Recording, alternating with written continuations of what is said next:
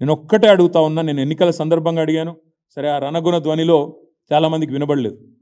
నేను ఒక్కటే అడుగుతా ఉన్నా, ఇంతకంటే ఎక్కువ రిక్రూట్మెంట్ చేసిన ప్రభుత్వం భారతదేశంలో గత 10 ఏళ్లలో 2014 నుంచి 23 దాకా ఏదన్నా ఒక్కటి ఉన్నదా భారతదేశంలో? దయచేసి ఉంటే చూపెట్టండి అని కాంగ్రెస్ బీజేపీ నాయకులు నేను అడుగుతా ఉన్నా. మాకంటే ఎక్కువ రిక్రూట్మెంట్ చేసిన ఒక్క ప్రభుత్వం కాంగ్రెస్ది కానీ బీజేపీది కానీ భారతదేశంలో ఎక్కడన్నా ఉంటే నేను రేపు ఈ టైం కల్లా రాజీనామా చేసి పోతా. ఇది నా ఆఫర్ వాళ్ళకి. ఇది ఎన్నికలప్పుడు కూడా చెప్పాను, రాహుల్ గాంధీకి చెప్పాను, బీజేపీ వాళ్ళకి చెప్పాను. తెల్లారి లేస్తే నోటికి వచ్చినట్టు వాగడం కాదు, దయచేసి చూపెట్టండి దేశంలో తెలంగాణ కంటే బెటర్ పర్ఫార్మింగ్ గవర్నమెంట్ రిక్రూట్మెంట్లో, ఎంప్లాయ్మెంట్ క్రియేషన్లో ఏదన్నా ఉన్నదా, ఉంటే దయచేసి చూపెట్టండి ఆధారాలతో. ఇప్పుడు నేను చెప్పినట్టు లెక్కలతో సహా చెప్పండి, సొల్లు పురాణం చెప్పొద్దు అని చెప్పాను. ఇంతవరకు సమాధానం లేదు. 6 నెలలుగా సమాధానం లేదు. ఎందుకు లేదు అంటే జవాబు లేదు. తెలంగాణ కంటే బెటర్ పర్ఫార్మింగ్ స్టేట్ లేదు. ఇదంతా నేను ఎందుకు చెప్తా ఉన్నా అంటే, తెలంగాణ యువత ఆనాడు సోషల్ మీడియాలో, అదేవిధంగా ఇతరత్ర మీడియాల్లో జరిగిన దాడి, ప్రత్యర్థులు చేసిన దుష్ప్రచారం, ఏదో సామెత చెప్తారు తెలంగాణలో, నిజం కడప దాటే లోపల అబద్ధం ఊరంతా తిరిగి వస్తుందని.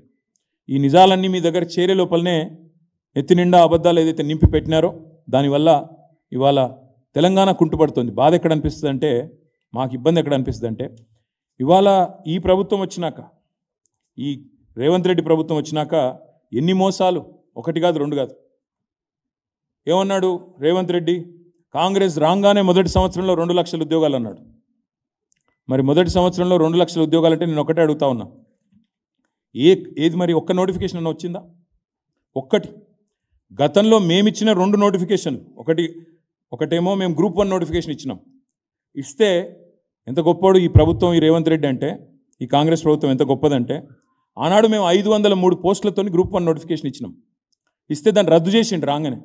మేము పోనీ ఇంకొక 2,000 పోస్టులు లేకపోతే ఇంకో 500 పోస్టులు యాడ్ చేస్తాడేమో అనుకున్నాం. ఏం చేసిండు ఈయన? 60 పోస్టులు యాడ్ చేసిండు. 503కు 60 కలిపి అది నోటిఫికేషన్ ఇచ్చి, నేను నోటిఫికేషన్ ఇచ్చిన గ్రూప్ 1 అంటే మేము ఇచ్చిన దానికి కలిపింది ఒక 60 పోస్టులు. రెండోది, బీఆర్ఎస్ ప్రభుత్వం ఉన్నప్పుడు మేము ఆల్రెడీ డిఎస్సి ద్వారా 20,000 పైచిలకు రిక్రూట్మెంట్, 28,534 పోస్టులు మేము రిక్రూట్మెంట్ చేసినాం. ఈయనప్పుడు లొలిపెట్టిండు రేవంత్ రెడ్డి. ఏమన్నాడు? మెగా డిఎస్సి వేస్తా. మొదటి క్యాబినెట్లోనే మెగా డిఎస్సి 50,000 టీచర్ పోస్టులు ఖాళీ ఉన్నాయి, ఫస్ట్ క్యాబినెట్లో వేస్తా అన్నాడు మెగా డిఎస్సి. మరి నేను అడుగుతున్నా రేవంత్ రెడ్డిని, కాంగ్రెస్ ప్రభుత్వాన్ని, గ్రాడ్యుయేట్లను ఆలోచించమని కూడా కోరుతా ఉన్నా. బీఆర్ఎస్ ప్రభుత్వం ఉన్నప్పుడు 5,089 పోస్టులతోని డిఎస్సి మేము నోటిఫై చేస్తే దాన్ని నువ్వు వచ్చి రద్దు చేసినావు. మేము అనుకున్నాం నువ్వు చెప్పినట్టు మరి 50,000 ఉద్యోగాలతోని డిఎస్సి ఇస్తావేమో అనుకున్నాం. నువ్వేం చేసినావు మరి? మేము ఇచ్చిన 5,089కి అదనంగా 5,913 కలిపి 11,000 ఉద్యోగాలతో కొత్త నోటిఫికేషన్ ఇచ్చినాడు. అంటే ఒక్కటి కొత్త నోటిఫికేషన్ లేదు. 2 మేమిచ్చిన నోటిఫికేషన్లను రద్దు చేసి వాటికి ఇంకొన్ని కలిపి కొన్ని కొసిరి అది మళ్ళీ కొత్తగా ఇచ్చింది తప్ప ఏ ఒక్క నోటిఫికేషన్ కూడా రేవంత్ రెడ్డి వచ్చినాక ఇవ్వలేదు. ఇవ్వకపోగా 2 లక్షల ఉద్యోగాలని చెప్పిన మాటను తుంగలో దక్కే విధంగా జాబ్ క్యాలెండర్ అన్నాడు. ఇంతవరకు అది అతి లేదు, గతి లేదు. అదేవిధంగా ఇంకా దుర్మార్గం ఏంటంటే, ముఖ్యమంత్రి గారి సహచరుడు, ఆయన డిప్యూటీ చీఫ్ మినిస్టర్, మేము నిరుద్యోగులకి 4,000 రూపాయల నిరుద్యోగ భృతి అనే మాటనే ఇవ్వలేదు అని నిండు శాసనసభలో పచ్చి అబద్ధం. వాళ్ళ నాయకురాలు ప్రియాంక గాంధీ గారిని పిలిచేమో ఇక్కడ యూత్ డిక్లరేషన్లో నెలకు 4,000 అని చెప్పి మాట, కానీ వెంటనే ఉప ముఖ్యమంత్రి గారు శాసనసభలో మాట మార్చి మేము ఉద్యోగాలు ఇస్తామన్నాం కానీ నిరుద్యోగ భృతి ఇస్తామని ఎక్కడ చెప్పాం అని చెప్పి మాట మార్చినారు. ఇవన్నీ కూడా తెలంగాణ యువత, తెలంగాణ నిరుద్యోగులు, తెలంగాణ గ్రాడ్యుయేట్లు అందరూ గమనించాలని చెప్పి నేను విజ్ఞప్తి చేస్తూ ఉన్నాను. ఇవాళ ఈ ముఖ్యమంత్రి గారు సరే ప్రభుత్వ ఉద్యోగాలు ఎట్లాగూ ఇస్తలేడు, జాబ్ క్యాలెండర్ ఎట్లాగూ లేదు, మీకు అర్థమైపోయింది మోసం. ప్రవేశ పరీక్షలకు, ఎంట్రన్స్ టెస్ట్లకు రూపాయి కూడా ఫీజు తీసుకొని అన్నాడు. మరి కేసీఆర్ గారు ఉన్నప్పుడు టీచర్ ఎలిజిబిలిటీ టెస్ట్ ఫీజు 400 రూపాయలు ఉండేది. రేవంత్ రెడ్డి గారు చెప్పినారు నేను ₹1 కూడా తీసుకోను, 0 ఫీజు అన్నాడు. కానీ ఆయన వచ్చినాక టెట్ ఫీజుని 400 ఉన్నదాన్ని 2,000 చేసినాడు. ఇది వాస్తవం. అంటే చెప్పేది ఒకటి, చేసేది ఒకటి. ఈ అన్నింటికి మించిన దారుణమైన వ్యవహారం ఏంటంటే, బాధ ఎక్కడ అనిపిస్తుంది అంటే, మేము కష్టపడి తెచ్చిన ప్రైవేట్ సెక్టర్లో తెచ్చిన పరిశ్రమలు ఇవాళ వాటికి కూడా పాతరేస్తూ ఉన్నాడు ఈ ముఖ్యమంత్రి, ఈ ప్రభుత్వం. అక్కడ బాధ అనిపిస్తున్నది. ఫార్మా సిటీ పేరిట 12,000 ఎకరాల్లో అద్భుతంగా భారతదేశంలో కాదు ప్రపంచంలో అతిపెద్ద ఫార్మా క్లస్టర్ పెట్టి ఒక 5 లక్షల ఉద్యోగాలు ప్రత్యక్షంగా పరోక్షంగా 5 లక్షల ఉద్యోగాల సృష్టికి మొత్తం రంగమంతా సిద్ధం చేస్తే ఈయన వచ్చి ఫార్మాసిటీ రద్దు అన్నాడు. అక్కడ రియల్ ఎస్టేట్ చేస్తారట, ఫార్మాసిటీ రద్దు చేసి రియల్ ఎస్టేట్ చేస్తా అని చెప్పి ఈ ముఖ్యమంత్రి చెప్తా ఉన్నాడు. ఇంకా దారుణం, బిల్డర్ల మీద ట్యాక్సులు వేసి, ఇప్పుడు ನೀವು వింటున్నారు, మీరు నేను అందరం వింటున్నాం. ఒకటి బి ట్యాక్స్ అట, బట్టి ట్యాక్స్, ఆర్ ట్యాక్స్ అట, రేవంత్ ట్యాక్సా మరి రాహుల్ ట్యాక్సా తెలియదు, యూ ట్యాక్స్ అట, Uttam tax, B tax, R tax, U tax, Bru. ఇదివరకు బ్రూ కాఫీ ఉండే, ఇప్పుడు బ్రూ ట్యాక్స్ వచ్చింది తెలంగాణలో. ఇది కూడా అన్ని అనధికార ట్యాక్సులు, జిఎస్టీ, వ్యాట్, ఎస్జిఎస్టీ లెక్క బ్రూ ట్యాక్స్. అదొకటి కొత్త ట్యాక్స్ వచ్చింది. పాపం బిల్డర్లను సావగొడుతున్నారు.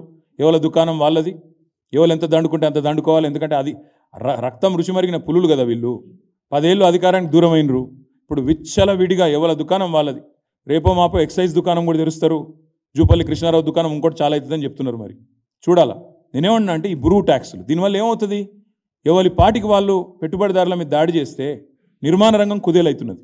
వాళ్ళు అడగండి, హైదరాబాద్లో ఏ బిల్డర్ని అడగండి, 5 నెలల్లో బిల్డింగ్ పర్మిషన్లు బంద్ అయినాయండి. ఎందుకు బంద్ అయినాయి?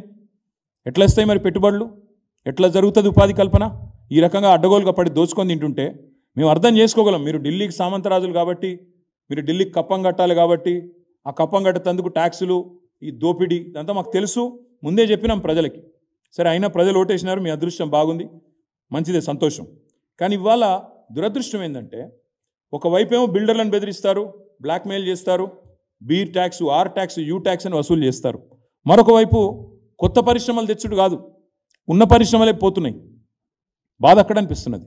ఉన్న పరిశ్రమలు, మేము తెచ్చిన పరిశ్రమలు, కేన్స్ టెక్నాలజీస్ అనే కంపెనీ మైసూరు నుంచి ఎన్నికల కోడ్ ఉన్నప్పుడు కూడా నేను ఎఫర్ట్ పెట్టి వాళ్ళను గుజరాత్కు పోతామంటే పట్టి ఆపి వారం రోజుల్లో మీకు ల్యాండ్ ఇచ్చే బాధ్యత నాది అని చెప్పి కొంగర్ కలాన్లో వాళ్ళకు కావాల్సిన చోట ఫాక్స్కాన్ పరిశ్రమ ఎదురుగా ల్యాండ్ ఇచ్చింది నేను, మా డిపార్ట్మెంట్, ఇండస్ట్రీస్ డిపార్ట్మెంట్.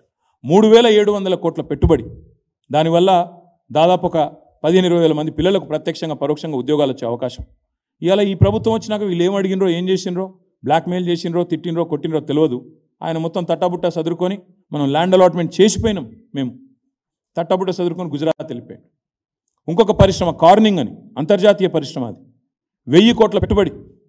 నేను బాస్టన్ మహానగరాన్ని పోయినప్పుడు అక్కడ సంస్థను ఒప్పించి 1000 కోట్ల పెట్టుబడి వాళ్ళు తమిళనాడు, కర్ణాటకకి చూస్తుంటే వద్దొద్దు మీరు ఇక్కడికే రావాలని ఒప్పించి వాళ్ళను అక్కడ సంతకం చేసుకొని వచ్చినాం, ఒప్పందం కుదుర్చుకొని వచ్చినాం. ఈ ప్రభుత్వం వచ్చింది, ఆయనతో మళ్ళీ ఆ పరిశ్రమ తమిళనాడుకి వెళ్ళిపోయింది. మేము ద్వితీయ శ్రేణి పట్టణాలు, వరంగల్ లాంటి పట్టణాలు కూడా ఐటీని తీసుకొని పోయినాం, ఐటీ హబ్బులు పెట్టినాం. నల్లగొండలో, మహబూబ్ నగర్లో, ఖమ్మంలో, వరంగల్లో, కరీంనగర్లో, నిజామాబాద్లో, సిద్దిపేటలో, ఇవన్నీ చోట్ల, ఆదిలాబాద్లో నిర్మాణంలో ఉంది, ఇవన్నీ చోట్ల ఐటీ హబ్బులు పెట్టినాం. ఇవాళ దురదృష్టం ఏంటంటే వరంగల్లో మేము టెక్ మహీంద్రాని తీసుకొని పోయి నేనే ఇనాగరేట్ చేసిన. ఇవాళ టెక్ మహీంద్రా వరంగల్ ఆఫీస్ మూసేస్తున్నారు. నేను అందుకే అడుగుతా ఉన్నా మా గ్రాడ్యుయేట్ తమ్ముళ్లను, గ్రాడ్యుయేట్ చెల్లెలను, ఈ కాంగ్రెస్ ప్రభుత్వం వచ్చిన తర్వాత ఏం జరుగుతూ ఉందో ఆలోచించండి. ఇవాళ దారుణమైన పరిస్థితి ఏంటంటే మా ప్రభుత్వంలో ఇగో ఇది ఐటీ గ్రోత్, ఇది ఈ నెంబర్స్, ఇవి నెంబర్స్ అయితే అబద్ధాలు చెప్పవు, ఇవి నా నెంబర్స్ కావు, ఇవి నాస్కాము, STPI, software technologies park of India వాళ్ళ నెంబర్స్ ఇవి. 2014లో మా ప్రభుత్వం వచ్చినాడు తెలంగాణలో ఐటీ ఎగుమతులు 57,258 కోట్లు. తెలంగాణలో ఆనాడు ఐటీ ఉద్యోగులు 3,23,396. ఇది 2014. మేము దిగిపోయే నాడు 2023 మే నాటికే ఈ నెంబరు, ఆ తర్వాత ఇంకా పెరిగింటుంది. మేము దిగిపోయే నాడు 2023 ఐటీ ఎగుమతులు 57,000 నుంచి 2,41,275 కోట్లకు పెరిగినాయి. ఐటీ ఉద్యోగుల సంఖ్య 3,23,396 నుంచి 9,05,715కు పెరిగింది. అంటే ఇదంతా ఎందుకు చెప్తా ఉన్నా అంటే తెలంగాణలోని విద్యావంతులు, ఇవాళ ముఖ్యంగా ఈ గ్రాడ్యుయేట్ ఉప ఎన్నికల్లో ఓటేస్తున్న విద్యావంతులు ఎవరైతున్నారో ఈ వివరాలన్నీ మీరు తెలుసుకుంటే, మీరు అర్థం చేసుకుంటే, మీరు 10 మందికి చెప్తేనే ఈ కాంగ్రెస్ ప్రభుత్వం మీద ఒత్తిడి ఉంటుంది, కేంద్రంలో ఉన్న బీజేపీ మీద కూడా ఒత్తిడి ఉంటుంది. ఒక ఎదుగుతున్న రాష్ట్రం, పరుగులు పెడుతున్న రాష్ట్రం తెలంగాణ. ఇట్లాంటి రాష్ట్రానికి అన్యాయం చేయకూడదు. ఇట్లాంటి రాష్ట్రానికి చేయగలిగితే దశాబ్ది నిండుతున్న సందర్భంగా అన్యాయం చేయకుండా చేయగలిగితే మేలు చేయాలన్న ఆలోచన ఉండాలి తప్ప ఈ రకంగా వంచే కార్యక్రమాలు, ఎన్నికల్లో ఓట్లు దండుకోవడానికి మాత్రమే చేసే ఊకదంపుడు హామీలు, ఇచ్చే హామీలు, ఊకదంపుడు ఉపన్యాసాలు అవి కాకుండా ఇప్పుడు కాంగ్రెస్ ప్రభుత్వం ఒక్క ఉద్యోగం కొత్తగా ఇవ్వలేదు. ఇవ్వకపోగా ఆనాటి కేసీఆర్ ప్రభుత్వం ఇచ్చిన ఉద్యోగాలు మేమిచ్చిన ఉద్యోగాలుగా చెప్పుకుంటుంది. అందుకే ఈ వాస్తవాలన్నీ తెలంగాణ యువత ముందు పెట్టాలి. రాబోయే 4.5 ఏళ్ళైనా మరి ఈ ప్రభుత్వాన్ని సరైన పద్ధతుల్లో నడిపే విధంగా తెలంగాణ విద్యావంతులు తీర్పియాలని నా ప్రార్థన. ముఖ్యంగా హైదరాబాద్లోని కోచింగ్ సెంటర్లలో ఏ యువతనైతే వాళ్ళు ఇక్కడ కోచింగ్ తీసుకుంటా ఉన్నారో, వరంగల్, నల్లగొండ, ఖమ్మం ఈ 3 ఉమ్మడి జిల్లాలకు సంబంధించిన గ్రాడ్యుయేట్లకు కూడా, హైదరాబాద్లో ఉన్న వాళ్ళకు కూడా నేను విజ్ఞప్తి చేస్తూ ఉన్నా. ఈ ప్రభుత్వం మీకు ఇచ్చిన హామీలు నెరవేరాలి అంటే మరి పట్టభద్రుల ఎమ్మెల్సీగా మా అభ్యర్థి ఏనుగుల రాకేష్ రెడ్డిని మీరు గెలిపించినట్టు అవుతే తప్పకుండా మీ తరపున ప్రభుత్వం మీద ప్రశ్నిస్తూ, ఎప్పటికప్పుడు నిలదీస్తూ, నిగ్గదీస్తూ, వారు చేస్తున్న తప్పులను కడుగుతూ, అదేవిధంగా నిరుద్యోగుల తరపున మరి మీకు ఇవ్వాల్సిన నిరుద్యోగ భృతి కానీ, మీకు రావాల్సిన నోటిఫికేషన్లు కానీ, మీకు ఉద్యోగులకు రావాల్సిన డిఏలు, పిఆర్సీలు, ప్రమోషన్లు కానీ, వీటన్నింటి విషయంలో బీఆర్ఎస్ పార్టీకి ప్రధాన ప్రతిపక్షంగా మరింత వెన్నుదన్నుగా ఉండే అవకాశం ఉంటుందని విజ్ఞప్తి చేస్తూ, మరి ఒక మంచి అభ్యర్థిని కేసీఆర్ గారు మాకు ఇచ్చినారు. ఒక గోల్డ్ మెడలిస్టు, చదువుకున్న అభ్యర్థి, విద్యావంతుడు, సౌమ్యుడు, ప్రజా ఉద్యమాల్లో పాల్గొన్నవాడు, అదేవిధంగా అన్నింటికి మించి యువకుడు, ఉత్సాహవంతుడు. ఎలాంటి క్రిమినల్ కేసులు లేవు, ఎలాంటి బ్లాక్మెయిల్ ఆరోపణలు లేవు, ఎలాంటి అక్రమాలు లేవు, అన్యాయాలు లేవు. ఒక క్లీన్ ఇమేజ్ ఉన్న నాయకుడిని కేసీఆర్ గారు మీ ముందు పెట్టారు. కాబట్టి మొదటి ప్రాధాన్యత ఓటు.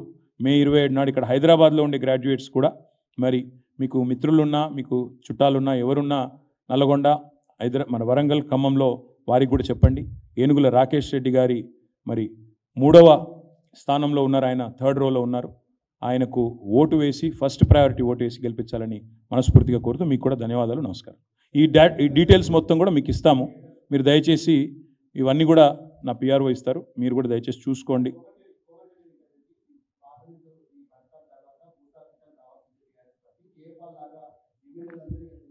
ఇప్పుడు కేపాల్ని పాపం ఆయన ఎందుకు ఇన్సల్ట్ చేస్తారు బ్రదర్? ఇప్పుడు అందరూ మార్కెట్లో ఏమనుకుంటారంటే, ఇదివరకేమో పాపం కేపాల్ గురించి అట్లా జోకులు వేసేది, ఇప్పుడు కోమటిరెడ్డి మీద జోకులు వేసే పరిస్థితి వస్తుంది తొందరలో.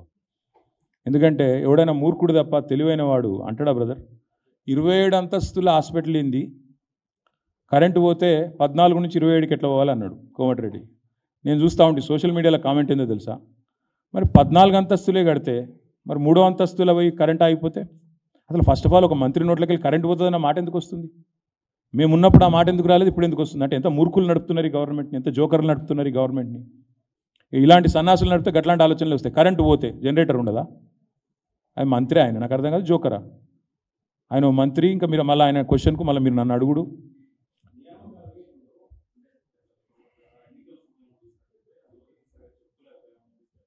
ఎన్నికల సమయంలో కాదు, 10 ఏళ్లలో చెప్పుకోలేకపోయాను. ఎలా చూస్తాం? ఇలా ఆర్ఎస్ ప్రవీణ్ కుమార్ గారు నాతో ఉన్నారని చూస్తాను. ఏం చూస్తాం? వేరే ఉన్నారని చూస్తాను. కాదు కాదు కాదు నేనేమంటున్నా అంటే ఒకటి మాత్రం పక్క, నేను ఎవరిని నిందించను.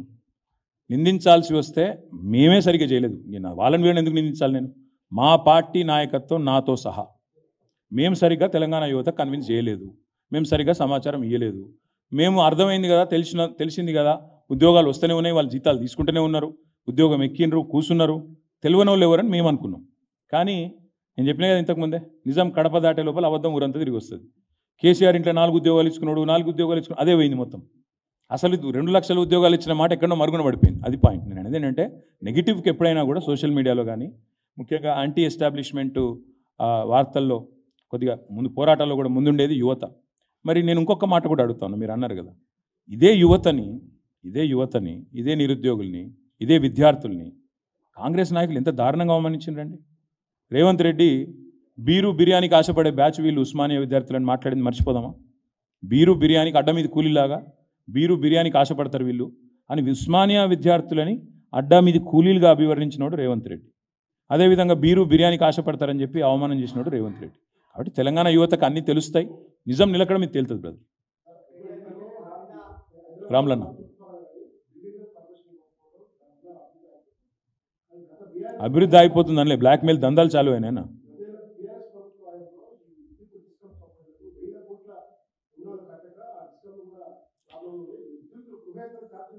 తెలుగులో సామెత ఉంది రాములన్న, ఏమంటారంటే ముఖం బాగాలేక అద్దం బల్ల కొట్టుకుంటాడు వెనకటికి వాడు. 10 ఏళ్ళు మేము నడిపినాం కదా, ఇదే విద్యుత్ సంస్థలను మేము నడిపినాం కదా. ఇలా ప్రజలకు తేడా తెలుస్తలేదు. నేను ఎక్కడ పోయినా అడుగుతున్నా, కేసీఆర్ ఉన్నప్పుడు కరెంట్ ఎట్లుండే ఇవాళ ఎట్లుందని అడుగుతున్నా. 5 నెలలనే మార్పు అన్నారు కదా, 5 నెలలనే తేలిపోయింది కదా. వీళ్ళ సమర్థత, వీళ్ళ నిర్వహణ సామర్థ్యం, ఇంత బ్రహ్మాండంగా కెపాసిటీ నిర్మాణం చేసి వీళ్ళ చేతిలో పెడితే, మేము వచ్చినాడు ఎంతన్నా కెపాసిటీ ఎలక్ట్రిసిటీది 7,700 మెగావాట్లు. మేము దిగిపోయిన నాడు నిన్న యాదాద్రిలో కమిషన్ అయిన 2 ప్లాంట్లతో కలిపితే ఇంకో 1,600 మెగావాట్లు యాడ్ అయింది. కలిపితే 20,000 మెగావాట్లు చేసి ఈ సన్నాసులకు అప్పచెప్పినాం. గది కూడా నడుపుకునే చేత కాకపోతే మేమేం చేస్తాం దానికి? కరెంటు కోతలు హైదరాబాద్లో తిడుతున్నారు, ఊళ్ళలో తిడుతున్నారు, రైతులు ఏడుస్తున్నారు. ఏం కరెంటు కోతలు రా ఆయన, ఎండాకాలంలో పండుకుందామంటే మధ్యాహ్నం అర్ధగంట కరెంటు ఉండదు. ఆఖరికి ఎంజీఎంలో 5 గంటల కరెంటు పోతుంది. భువనగిరి హాస్పిటల్లో కరెంటు పోతే టార్చ్ లైట్ల వెలుగులో డాక్టర్లు వైద్యం చేసే దుస్థితి ఇదనడం చూసిరా కేసీఆర్ గవర్నమెంట్లో. అప్పుడు మరి ఇప్పుడు ఏడదొచ్చినాయి ప్రశ్నించే గొంతులు, బట్టలు దించుకున్న మేధావులు ఎక్కడ పోయినారు? ఇప్పుడు ఏడవైంది మరి కరెంటు. ఇవాళ 20,000 మెగావాట్లకు సామర్థ్యం పెరిగినా ఎందుకు ఇవ్వలేకపోతున్నాడు రేవంత్ రెడ్డి ప్రభుత్వం? అని చేతకంతనం కాదా? 20,000 మెగావాట్ల కెపాసిటీ పెంచితే దాన్ని వాడుకునే తెలివిలేని సన్నాసులు మమ్మల్ని అంటే ఎట్లా? బకాయిలు ఇంకెన్ని రోజులు చెప్తారు ఆ కథలు? శ్వేతపత్రాల మీద గారడీలు. తర్వాత ఇంకొక మాట అడుగుతున్నాను నేను. మొన్నటిదాకా తిట్టిండ్రు మేడిగడ్డ విషయంలో, మేము కాఫర్ డ్యామ్ కట్టవాయని. ఇప్పుడు ఆలయానికి వచ్చిరా లేదా? అక్కడ కేసీఆర్ చెప్పిన కాడికి వచ్చిరా లేదా? మళ్ళీ ఇటు పోయి అటు తిరిగి 6 నెలలకు కొండందవి ఎలకని పట్టిండరు చూడు. మేము ముందే చెప్పినాం, అరే కట్రాబై కాఫర్ డ్యాము ఎండబెట్టకు, తెలంగాణ పొలాలను ఎండబెట్టకు, రైతులను సావగొట్టకు, మా మీద కోపం అంటే మా మీద మమ్మల్ని చూసుకో అని చెప్పినాం. ఇన్లే 5 నెలలు తవ్వి మళ్ళీ ఆఖరికి ఏం చేసిండ్రు? మళ్ళీ గాడికే వచ్చిండు కదా. రిపేర్ చేయమన్నది ఎన్డీఎస్ఏ, చేస్తాము, ఎల్ఎన్టీ కట్టాలి పెట్టాలి, అదే కదా నేను అనేది. అదే నడపరాక ఆడరాక మధ్యలో కూడా అంటారు, ముఖం బాగాలేక అద్దం బల్ల కొట్టుకుని అంటారు. దీన్ని నేను ఇంతకంటే ఎక్కువ ఈరోజు చెప్పను, ఇక్కడ మిగతా విషయాలు అన్ని డైల్యూట్ అయిపోతాయి కాబట్టి వద్దు. Thank you. రేపు మళ్ళీ మాట్లాడతాను, వేరే సబ్జెక్ట్ ఉంది. రేపు మళ్ళీ వస్తా బ్రదర్. మీతో బాధ ఏంటంటే ఇది తెలంగాణ యువతకు సంబంధించి ఇంపార్టెంట్ సబ్జెక్ట్. మీరు ఇది రాయరు, నేను ఇంకా రెడ్డిని జోకర్ ఒప్పికరు అంటే అది రాస్తారు మీరు. మీతో బాధ అది. అసలైన తొలి వెలుగు. ఫాలో వాట్సాప్ @తొలి వెలుగు official.